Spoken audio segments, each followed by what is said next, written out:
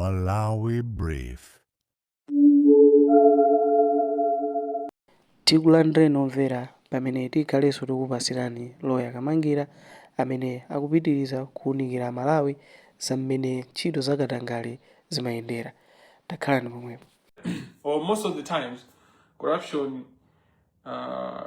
imasiya umboni wa circumstantial evidence. You usually find circumstantial evidence because chinyengo anthu amapanga chiseri, chinyengo anthu sapanga pambalambana. So you use circumstantial evidence. But this is one of those cases where chinyengo chili pambalambana. It's open, it's on the, sizofuna sokuti somunene kuti is circumstantial ababa ndichanje no umboni uli apo kunena kuti amadise tingisoyo madise ndi wakuba ndi chimbalangondo. Umboni uli apo kunena kuti uyu George Jefferson kazimpatike ndiwakuba ndipo kuba kwito kupanda nako manyazi kupanda nako nzeru, like pali akubena yake umaona kuti kuba ndikuyipa but umasirira umaza kuti not umasirira kuba umasirira nzeru, the wisdom, the intelligence that went into the let's say the money heist or the heist, whatever it is that they are stealing. Ukaonera movie ngati Italian Job umaona akuba nzeru nzona kwikaza kubazo mumazona anthu amaganiza aina George kazimpatike natoti they don't put wisdom in it, ndi basi kuba basi kungoba basi kungoti kuzunjikira mopusa kuba kopusa, kuba nkoyipa koma pali kuba kwina kuti kwachitawo kuti anthu kuba kwa china Frank Mbeta kumakhala kwa chitawo koma ndakubabe basi koma amapanga mwachitawo na china Frank Mbeta, achina George zachimizika very uneducated fish. Yeah, so but we have to die for our country. There is nothing noble than dying for your country, and dying for your country is not just magazi. It's not just grave. Lose some opportunities. You're dying. When you lose business opportunities because you're doing the right thing, ukanika corruption, ukanika kupanga corruption, for conscious yako uresa kamena kuona kuti disease zononga dziko. That's dying. Kufera dziko lako sikufa kuti akudula mutu kapena akuombera. Kunyozedwa mu profession yako kuti ndiopanda nzeru ngati mene anthu amanyozera ineyo. That's dying for my country, amanyola amene ndopanda nzeru akuti akwanena maloya anzake kwati zimamukanika, alibe ndalama, alibe kanali kosi. Kunyozedwa, kuyidwa, kuvulidwa pagulu. You are dying for your country. So that's we need to be very, very advanced in our thinking. When it's current organiza mwaguya, osama organiza mbambwana. Kumalawi criminality, upandu, tima utetezera. Ndipo taumangira mipanda ya golide. Ndipo anthu timairoza kumaisirira. Mpanda ukongola, beautiful. Mpanda kumeko ukongola, tauna nikapinga wake. Nditu tukusirira, tukupembeza umbava, uchigawenga, uchigananga. And this is why we have this platform. This is why this movement started. So that we can end this. Because what we have been doing for the last 2 years is to expose these people. They're not looking for justice, including the systems. Now, today I'll connect. Even SCB for years has not been pursuing justice for Malawians. It has been pursuing their own things. SCB, Malawi Law Society, has not been pursuing interests of Malawians. Like a statement there with in the interest of public. Behind, they are promoting the interests of the few. And they, instead of helping that person or being with that person, they behind they have attempted to do that to me in many times. When they realize they can't sangani malize, anakhala nonga neutral. That's what the Malawi Law Society did. When they realize they can't finish me off, they sangani bank silence, sangani kazike, then they mean because they saw sangandikwanisa. I was too big for Malawi law society to do anything to me. And this is ndikamba zocheza kapena kuti zozita mandira. And this is the truth. And the reason why I was too big, it was because of who is inside me. You know, God that has been seeing me through this fight. This fight in Dukumenya scene, and I'm just being used, you know. The Munwaga mena kupanga nkhondo mene, and in the scene one sembe, scene pastor, scene prophet, been increased to amba, wa Catholic, you know. So that's how powerful God he does, you know. He's using me, Muntonina kuti, Sudi, I'm special in any way. I'm gonna use the Zonyozega, Ananina Mawalimpo. God uses the very simple things to watch it samanyazi and kamera abamwamba. That's what is happening. Anyway, enough with that.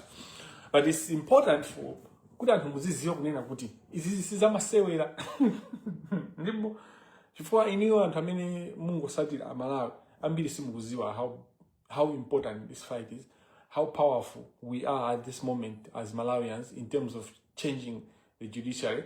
So the judiciary isintha ifota anthu acha kufuna kuti isinthe. Isintha because ifeyo utanena kuti judiciary kusintha mufune musafune. That's what's going to happen. Adzikamanda akuchoka kumene kujako afune asafune. He's leaving because what is he doing there? Nothing. Palibe mina kupanga.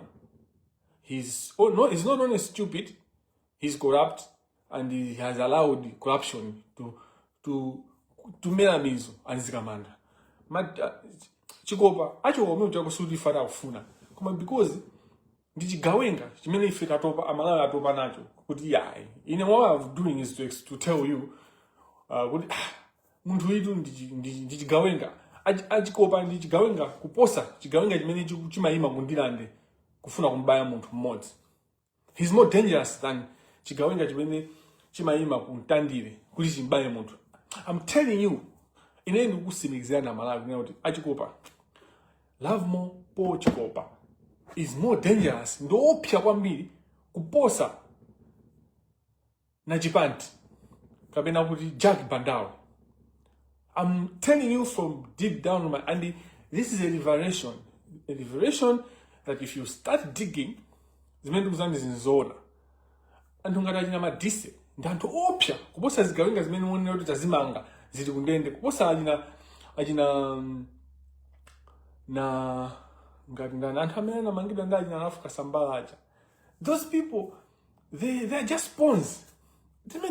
Tizigawenga kumatongo gwisa ntchito zigawenga zenizeni ndi achina madisi achina chikopa, you know, achina kabanda achina Manda is a gangster, pure gangster. If you have watched gangster movies, he's 100% a gangster.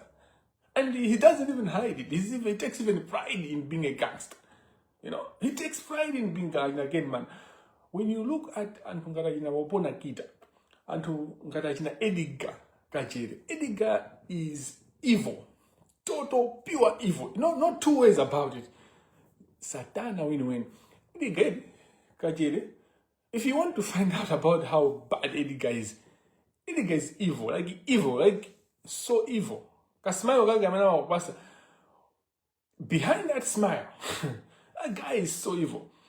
No pyakuti mukayipeza history ya Edgar Kajere mukamfufuza muzapeza kuti mwana wake anaka involved in mpangozi ya galimoto. Inapeza kuti nkhani inapita ku court kapanga claim compensation. Edgar Kajere anamomba mwana wake, anambela mwana wake, his own blood, his own family. He stole money from his own family for his own child. Ndeta nduzani munthu oti akumbera mwana wake akumbera family yake inyo ananu ntchito, he has caused a lot of havoc. Chaos amene timakamba land, Edgar Kajere is involved in chaos ambiri akuland malo one mataito awiri atatu malo amodzi olo my finance bank kuti malonzi chanji kuti all kinds of syndicates ngazi masule ba. But they all ndukamba za madise ndi George Kazimpatike, and that will show you why mbava zose olo anthu ose ndikambe I should be careful there. Anthu ose amene akuganizidwa kuti anaba akuluakulu onse amene akuganiza anaba boma la Chakwera amene ayamba kuyankha milandu yawo onse akupita kwa George Jefferson Kazimpatike. Which criminal law did George Kazimpatike has done? I'm telling you, I can challenge you. I've done more criminal law cases and more high-profile criminal law cases. I've done more training in criminal defense than George Kazimpatike. And George Kazimpatike, kumalai kuje, ulimaloya unyada kaupanga criminal law for some time. But people are not going there for the law, for law. They're going there because they know George will go kwa Kenyatta Nyirenda will get a judgment. He will go to a certain Mvula, he will get a judgment. Mvula imeo jamena mamanga, chimwendo mena na mangira moja. Mvula because it's corrupt. So this has to be there. Ata so kupita kwa minu joka denga judgment, mina ngafuni. Kakeo sata ungo banga keo sindu, maona ngabija, Mvula isa funa ukantani.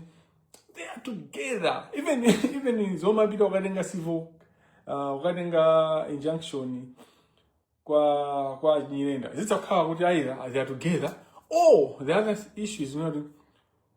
I don't know how could within my syndicate. And when I'm a Thomas already in a Gulisa Jamba Jawa Paconayo, in a Gulisa Jamba Jawa Paconayo, and Vula Gulisa Jamba Jawa, a Kenyata Nyirenda Gulisa Jamba Jawa. That was why in data, I would do it back. Or Janja Amata Kulan. The Mizna Ziga Pachim in Lujija. My corrupt judges are not Quran or Kauka. And they know it. You know, they are all corrupt. But then Bamas have result of conflicting interests between the corrupt judges. Kind of many mafuna and the Ajiduri. Ndipo syndicate kwa mbili pala hivyo. Jifuazi into the very safe. They are self-explanatory.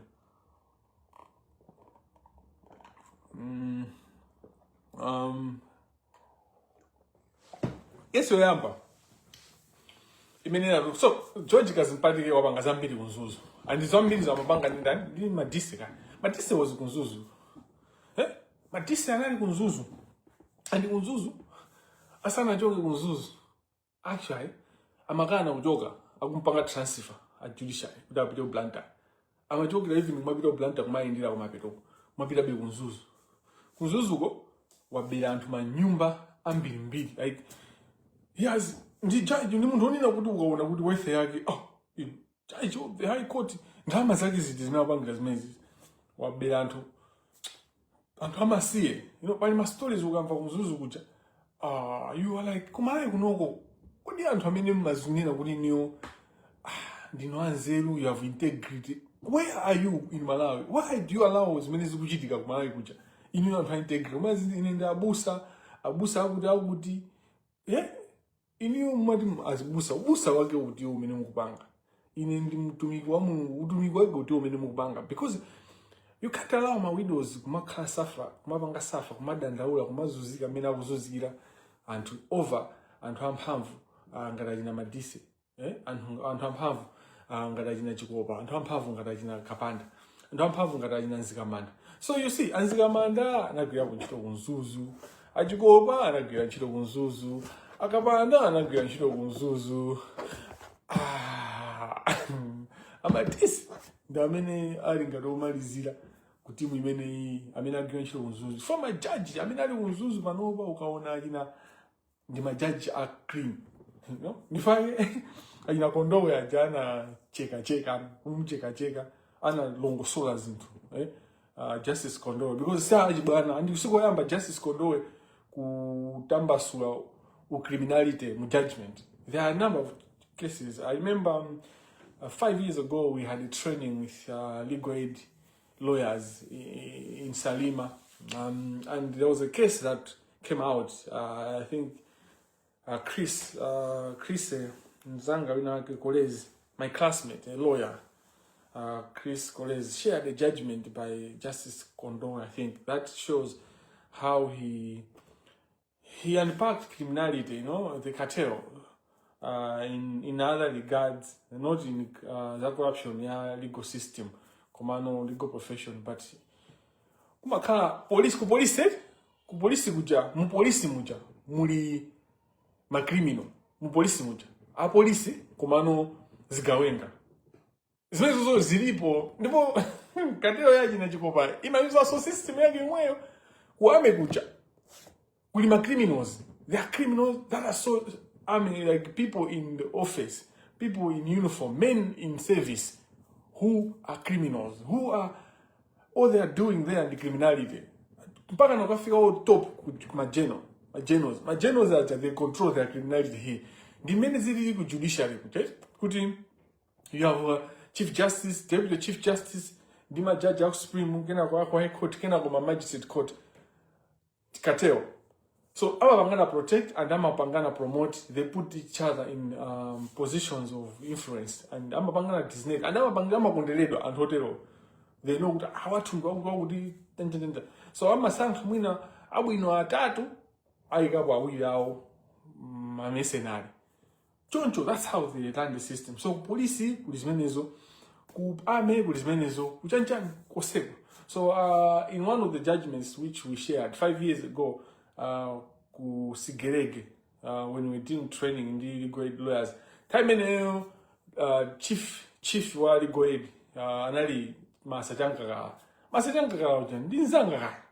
You know, the muntoni na kuti ukhali nayo akuze njilungamo kumbaya akuza nayo kuti ine nifana or din maziwa zingine and nifana now that I get things done. You know, changa and he's very senior to me, commanding zanga, because you know I move things, you know. Anyway, we brought lawyers, including the, anyway, let me not talk about the judge commission. But the point is, I didn't plan this, I didn't plan to talk about this. But it's a syndicate, police, you know, and the judgment I'll follow up with my colleague, counsel, colleagues, share in the next days or in the next whatever. I hope a judge of the High Court. And now many police are in this gawinga zao, and this gawinga zao zikapa mama ziturusa. You know, zima pesa wadi msibe mlandu. So even mkaona nkani za kupedwa kwa there was a case Republic versus Witika Chanchani. I know what happens deep down, you know, and the police ukaturuga antu kuti achirungamo akuzaniso kunena kuti zimaya kunena kamangira nzona police kunoko kuli zikawenga, you know, zili mu uniform zimagwira ntchito kuti chako zimapita ndanjani koma they are criminals. Nkani mendu kamba bantu ndia akazimpatika lawyer ndi a judge Justice Kenyatta Madise tingiswa Madise niko banga verify Madise pali Madise awili amene anthu amasokoneza kuli Sundizwayo Madise. Sundizwayo is Dr. Sundizwayo Madise. He's a proper doctor from a proper university. He's currently the deputy vice chancellor. This Sundizwayo Madise our this Dingizwayo Madise. They are not bad moves. We know one cool. I think our cool in the Malawi Supreme Court. Komano. So Dingizwayo.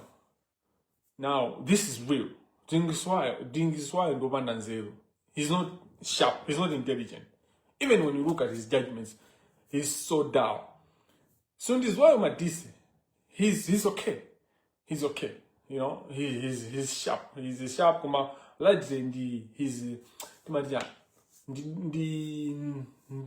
streetwise. The doctor, the academician. Zayo muna tazaba ngaso life and this also now zo so negera andi Sundizwayo akala kuimbira Malawi Law Society mafoni kuti ndibange discipline. Sundizwayo Madise ndi akala kuimbana nane kwambiri koma he's not my problem. Ndasiyo kalibe ntchito. So ndikamaka mpanthawi zina za Madise anthu amaganiza zinthu ndikamba za Sundizwayo anamba kulimba nakali Sundizwayo they had a Facebook you know fight yapa Facebook no zimene tazisena kuti ukamba za Dingizwayo Madise not Sundu, no, not Mfundisi as it were. George Kazimpatike akhawa panga zambiri pamene makamba nkhani ndimene and akhawa panga zambiri ndi adingiswayo madisi kuyambira ali ku high court ku Mzuzu athamanga bera anthu asuoneza kwambirimbiri mpaka nakufika poti potayirira mpaka na adingiswayo madisi atapita ku Blantyre ku Supreme Court ngati judge of the Supreme Court George amapitirirabe kumagwira ntchito andani kumapanga zinyengo zogawana ndipo ndi ndalama ndi adingiswayo madisi to the point where case imene ndapanga share, you know. Let me just make reference to the case. What are the parties in this case? Kumanda apanga share pa group pa WhatsApp pa Facebook po nzokuti zonse zi pamene popo palibe sokunamizana apa chifa we going forward pa janthu tabanga sapina ndeno maumboni suliso pano pati kupanga ngati meri papangira 2 years ago. No. Last man standing on the truth to free Malawi. No, so what I want is not praise. Ndingopeka ine suti ndikufuna kuti mundipembeze. What I want is people to rise up and to demand, just as I'm demanding. I want people to start talking about these things publicly. And when we say kuti tikupita ku Supreme Court, tikupita ku mademo, Judicial oka ajosa anzikamanda kuti achoke anzikamanda ndika kaguluka konse kanthu okuba mu Judicial tukufuna nonse mzatuluke. That's it. No, the best praise, that's the best praise you can give me. If you are thankful for the work or for anything, any little thing you think I've done, is to come out, be part of this, you know, be part. Let's not just be people of words. So mlandu mene ndifuna kuiga attention kwa iniyo ndi McDonald kamwera training as KM building contractors mene anali udandaula ndi Zain Communications Construction Group company imene defendant kesi imene anayipanga ndi Justice Chariot Malonda judge wachizimai. You know, women have been excellent in the judiciary. When it comes to judicial officers, women are shining, and as I say, it's maybe we should change as well the principle. The sanke majaji ambiri achizimai, not kuti azimai onse sa ngabwino bwino kuli mangwana uko kuli mangwana waku Child Justice Court mzimai oyipa kwambiri ndipo wapanga zoopsa zambiri akwenaso mangidwa azimai amene munthawi yake tizakamba za yeye. Koma azimai, they have been very brilliant in the judiciary, you know, amazing. Well done, female judges. Kesi imene Clement, lawyer wa Clement anali kazimpatike. Lawyer wa Dandaula anali Sitima, Council Sitima. Mwachidule, nkhani nayo nina kuti anthu amalimbirana ndalama kuti mlandu sunaende bwino chanjani maina kupanga service chakuti maina kupanga zakuza. It was a contractual dispute. Kumapita kwake anapezeka kuti akazipatika anapanga zawo judgment ija kutuluka in their favor kuthamanga mina kupezeka kuti zindalama apanga offer zambirimbiri kenako ukapanga execute warrant ya sheriff so was involved in this criminal and sheriff kuja kuliso kateo yao many manina zako police many manina zako army kunaiso kateo so ajina kazipatika janayuza kateo yao kukayimisa magalimoto a munthu a company kapeza tumene kuchako ndalama zinthu momoti mwina apange claim mwina 50 million. Yeah, ndalama zimamaina kupanga claim it was 48 million. They turned out kuti anapeza kuti agwira katundu 192 million. 4 times, more than 4 times what was owed. You know, more than 4 times. Now, more than 4 times, and Menana Pangira execute more fast, kutantantan. So a judge Malonda, and then Apapa Zinana quick, and people are just as you know, Dandaula, I mean, as Kapatigama Wimiani, Dino a lawyer, Mubweze, Grammars means is nonsense. So he was involved. The lawyer was normally Casey to him a lawyer among Kaongo Minilla. odandaula ndi odandaulidwa ndi amene amakhala kuti akulimbana. Komano papa lawyers zikafika papa kuti lawyer moninga kuti lawyer asosana lisongatiso ongothandizira ongogwira ntchito koma anali kuti anali mtika. He was actually the corruption. Yeah, and then corruption. So what these people do, I'm a bit of a client. I'm saying, mundike se out tabwesan tipanga zimenezi. Chicho sama panga yeka. And the ndama zimenezi client yo. Fati mama kawti pali beso mwina nkhani. Ama takungo japo kakati. These ndama zimakhala za lawyer and the judge or my judicial officers. That's how these people do. Ndimamva dzana lobwera manduza ina kuti kuti zinafika ponena kuti anthu amakhala kupanga case ali ku Supreme Court. Ku Supreme Court kuja anthu ajakesa tayona. Mapati zidona kuti aina George Kazimpatika mulibemu, ajina Edgar Kachere mulibemu, ajina Wapona Kita mulibemu. Sisi kuakhuza. Majaji ama imbira ali na Edgar kuti akwabwera case yakuti mumuuze lawyer kuti ngati akufuna kuti tilembe judgment ajipase kati. That's how pa level made na figure ndimene yoyo. That's where we are. Kuti maloya sangane grace ntchito ya bwino ena ake atha kungoyimba phone na kuti ngati mufuna kuti judgment ituluke mutiuze kati yathu. Ndiye anthu akamanena kunena kuti ife ni maloya ake akuti mukamati ine kumalawi kuja ndimapanga challenge kuti mukamati jurisprudence. Which jurisprudence? Kulibeko jurisprudence. Noja kulibeko uloya kuli utambwali kumalawi kuja in Malawi kuli ndima vendor basi. People just became vendors. That's why a certain professor said you became errand boys. How lawyer umayuja is not like real practice. Practicing of law. Kuti mukupita kukoti kuja with facts and law. The majority of the cases ndizachibwana. Like where there's a high risk kuti palindalama, palichanja, criminal, kaya serious criminal. Ndizachi bwana ndizawo chitsiru zimene kuchitika ku Malawi kulibe kuti ligo professional wina kanganene kuti kunokondedwa kupanga practice. I can challenge you. The media is part of the problem. They don't publish the real things. They don't write. Even if this is they will not follow up. And ndafusa media but ifuso angoli yangana panoba media akamandiona ineyo ndikupanga interact ndi and 1000 and 7000 sometimes live. They just feel like an egg in their face because they thought they can control this movement by not, publishing it. How many ankalemba about Kamangira? Mina inosumunkazi wa chimejika chitika. In 2024, when they were putting my face in their front pages, writing and putting me, they were convinced that I'm going down. Siningabange succeed. So what they were doing, they were isolating me. Amandika basogolo, kuti the target. And that's what they did with Martha Jizuma. When Martha was trying to do something, it was being put in front. They're doing that.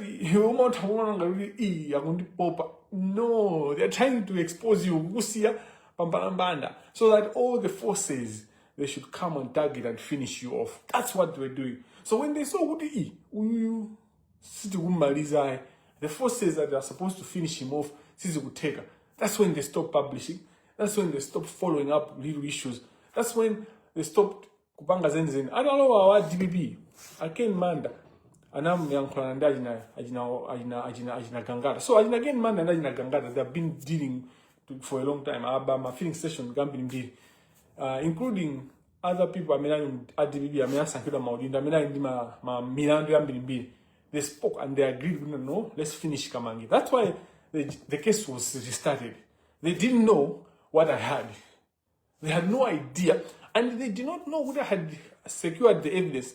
This evidence that I shared 3 weeks ago, most of you don't know. Pamela Bajawo Naima is a judiciary.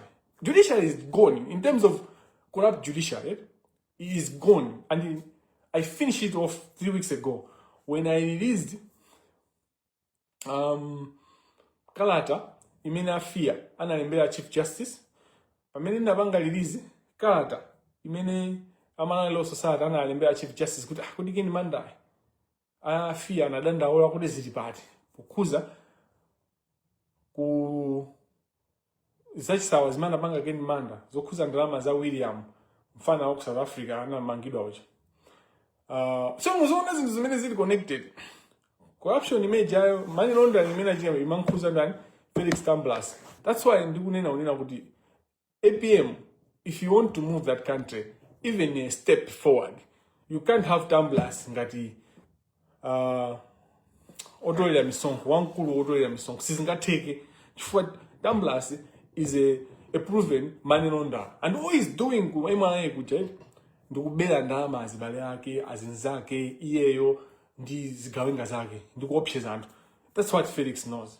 And the anthu amene in cinema opa. Ndi anthu oti ndimapanga face. And Felix, I've met Felix ndikumuza kuti inu mukutani. Court. If he doesn't remember, I've told him kuti DPP, you guys are bullshit. Ali ku opposition ninawo zoti mukupanga jani. I told them issue ya corruption in the judicial. If there were people that were supposed to support this movement, ali ku opposition now as means Tamblas anakani. You're supposed to support me because you have suffered the pain of a corrupt judiciary. At that time, in 2024, I did not have a clear picture. I did not understand what actually DPP is also a beneficiary of the whole system. So at that time, I've been learning on the job because I was never an advocate against corruption. I was never in advocacy fighting corruption. In his main mabanga fight death penalty, his main mabanga fight for rights of people in prisons. I was fighting for children's rights, women's rights, access to justice for women.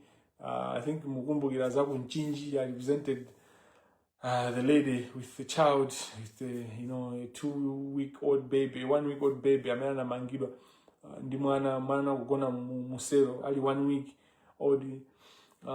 You remember John Musa, I represented kids, like children protecting their rights, Musa John.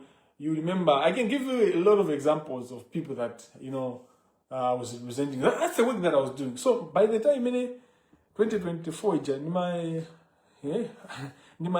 corruption, I did not understand how this system is. Later on, my politicians, they sustain this system, Osewa, Mbali Zose, they sustain this. Agabambe, even UTM, Agabambe Aja, he benefits or he looks forward to benefiting from corruption in the judiciary. All the politicians. So that's why we can't wait for politicians to save us. If we not bangerize, we need to consider judiciary. An independent judiciary will be able to hold governance, will hold the president. And that's what they don't want. A weak judiciary that is corrupt. George Kazimpatike anapezeka kuti apanga order kunena kuti inu zimene mwapangazi mukuyenda mubwezi 190 chakuti million. A judge malonda amene 192 million mubweze within 30 days. Court inanena choncho. Then court chenena kuti mukuyenda so kulipira judgment date ya 48 million chanchani. Court imene inapanga order mujani mu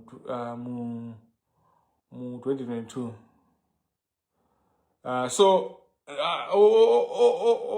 osumiridwa a defendant anawuzidwa kuti ngakhala judge Kazimpatike ndi acclaimant yawo akwena kupereka 192 million chako iniyo osumiridwa mukwena kupereka 48 million ifoti mupanga do anthu. Then court inanena kuti I will read Menana Lembera. This court further orders that relevant authorities, including the police and Anti-Corruption Bureau, to urgently investigate the conduct of Mr. Kazimpatike and Mr. Nyirenda, Assistant Sheriff, in handling of the warrant of execution of this case. The court further said in paragraph 63, this court further orders the Malawi Law Society to take disciplinary orders measures against their member, Mr. Kazimpatike, on his conduct, which also borders on perjury and dishonesty in the execution processes related to this case. So these orders were made by the court on 16th May 2023. What happens? Kazimpatike anabanga rush anabita ku Supreme Court. He rushes to the Supreme Court. Who sits on the matter? Madise. Like, we have no shame. They didn't even pretend. We didn't actually go to Chikopa. If I got to Muiga Chikopa and the Musa Chikopa Joji, right? And I got to Muiga, Punara, Achikopa, Tabang and handle issue, or Agabanda, Tabang and handle issue to Kwausa Joji.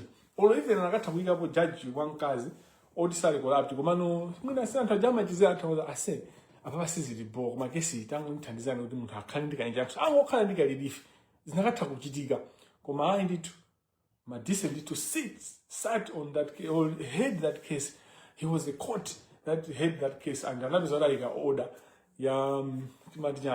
Restraining order. Kuti Zomanina a judge Malonda, court Yalimon, La High Court, this Chidido is a Papa Sibe Jose.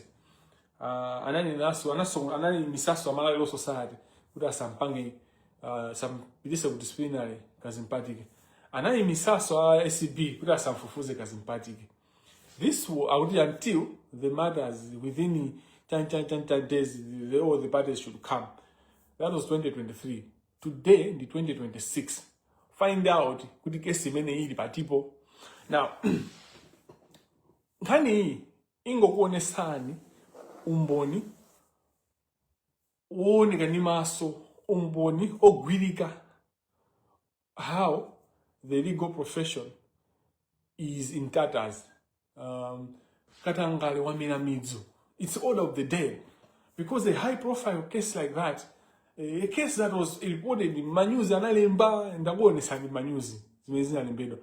But nothing was done. Malawi Society even kukwako osa kwa kudi ya mubangira izime. So even as many tukamba za Frank Mbeta, the current attorney general, kuti anatenga injunction kuti asafufuzibe, kuti asanke milandu yokuza chipupu chimene peleka kwa ogwira ntchito kwa MRA. Azikampatike also George Kazimpatike is part of those people that is benefiting from that same syndicate where you prevent SCB from investigating you, just investigating you. Kupanga prevent kumati court judgment. That's not a court judgment. That's criminality. It's raping the law. You're raping the law. You're raping the constitution. No rule of law. Zero whatsoever. Then at this stage, sindu kuswaso kuti ndiyankhulira chichonse. Inu yongata Malawi tango fufuzani. Zimene ndani nazi. Mungu zunguta. Then mundu uze unauti tipange chani. Pankani ya a George Kazimpatike ndi a Justice of Appeal Madise. Kungopangira anthu amene kumvesa kumakuvutani kamene mmasankha kusamvetsa. Khani imene ndikukamba ya Oyimba. Oyimba wina aliyese akwene Adzipereka Msonkho. Oyimba wina aliyese amayenera ndipo kuyambira kalekale. That shows you many MI atima pangira behave. You know, umbava kumene kujako imani. That's why they know the samazipanga follows in. Kuma tikatana ndi umbava ku imani zinthu namba kuzisala bwino. Amapanga so deal so ndi musicians okubawo. Okay, chifukwa chimene Oyimba akwena umaperekera Msonkho. Njonera kunati wina aliyese amayenera umapereka Msonkho.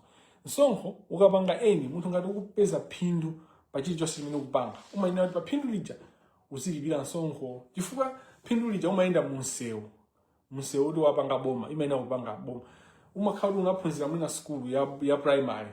School ya primary panonso school ya secondary for free. Ndalama zimene zijazo za Msonkho zimayenera kupanga finances zimene zozo. Kuchipatala mankhwala. Not only even my fans yabo. So that's the other thing. Even when I sufunia kupita public hospital, kuma your fans kuti abwira azalipire azaonene show yako akwena kuti kubwera ali ndi health, you know, ali ndi moyo wangwiro. Most of the fans musicians amapita zipatala zaboma, you know. So you ngati musician actually kupereka Msonkho, it's very important for you to sustain the industry. Komanso china nchonena kuti Oyimbawo akugwiritsidwa ntchito ngati ochapira ndalama. Izi zimaumboni alipo ngoti sitikufuna kuti tikubalaliseni. Anthu ambiri mubalalika kuti tikupaseni information. Zinthu zimene ndimadziwa ineyo ndimakhala muchipinda mwanga ndikumalira, why do I know this thing? Sometimes it's too much. It's too heavy. You know, it's too heavy because ndi spirit yonena kuti ndi mzimu wonena kuti chinthu chokuika sindingangochiyang'ana ndimayina kuti ndipangepo kanthu. That's my problem. you know. So Oyimba akuchapa chuma chokuba chama judge, akuchapa chuma chakuba chama prophet. Ma prophet also akuchapa si chuma cha anthu enaso. Akuchapa chuma chokuba chama politicians. Ma politicians akapitisa kwa ma prophet kuti muchapire mutsukire dramas machimemi machamane londani cleaning the man. Ma prophet just use so Oyimba. So ma prophet akakhandwa Oyimba jamangona inuza pamwamba. There's a lot of chaos. Even show honest mercy. If we are not paying attention, if we are not careful, show imene jayo kutakhawa kuti kumaklinidwa ndalama kumene kujago.